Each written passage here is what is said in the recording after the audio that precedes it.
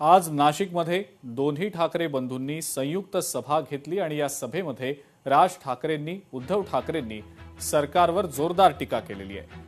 भाऊ राज ठाकरे आपल्या सोबत व्यासपीठावर असल्याचा आनंद असून नागरिकांसाठी काम करणारे दोन भाऊ एकत्र आल्याचं उद्धव ठाकरे म्हणाले।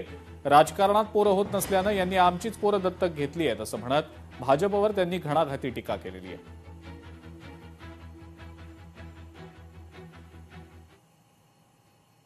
गेल्या 2 वर्षातली माझी ही चौथी सभा आहे,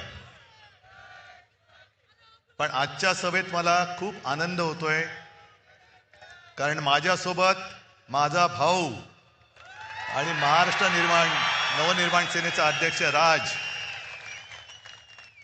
संजय तर सोबत आहेच, खासदार आहेत आणि उद्याच्या महापालिकेतले सगळे नगरसेवक आहेत। देवेंद्र फडणवीस ज्यांनी एक शहर दत्तक घेतलं होतं, राज बरोबर बोलला, अरे ज्यांना राजकारणामध्ये पोरं होत नाही त्यांना आमची पोरं दत्तक घ्यावी लागतायत, हे काय शहर दत्तक घेणार। म्हणून मोहन भागवतांना टाओ फोडावं लागतोय, अपत्य वाढवा, अपत्य वाढवा। अहो, अपत्य वाढवा म्हणजे तुमचे राजकारणातले अपत्य वाढवा, नुसती अपत्य नका वाढवू, खायला खाळ आणि भुईला भार। मला भाजपवाल्यांना विचारायचंय की अरे काय नशिबी आले तुमच्या जीणं, म्हणजे अशी बरबटलेली माणसं ही पक्षात घ्यायची आणि त्यांचं संघ सगळं लंगोटी साफसूफ करून त्यांना डोक्यावर घेऊन नाचायचं, हे निष्ठावंत भाजपवाल्यांचे आज नशिबी आले। कसे तुम्ही राहताय? हा भाजप तुम्हाला अपेक्षित होता? अगदी आम्ही दोघं एकत्र आल्यानंतर ज्यांनी फटाके फोडले दुसऱ्या दिवशी तिकडे। ज्या पक्षाची निष्ठा तुम्ही बाळगता आहात, राखता आहात, तो पक्ष आज उपऱ्यांचा पक्ष झालाय। उपरे, आणि हे माझं वाक्य नाहीये, देवयानी ताईंचं वाक्य आहे की दलालांनी चुकीचं ब्रीफिंग केलंय, म्हणजे भाजप आज दलालांचा पक्ष झालेला आहे। हा मिंदे कोण?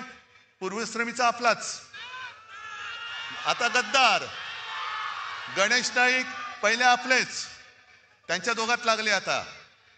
आणि गणेश नाईक म्हणतायत, त्यांचा सरळ आरोप केलाय नव्या मुंबईमध्ये FSIचा घोटाळा या मिंद्यांनी केलाय,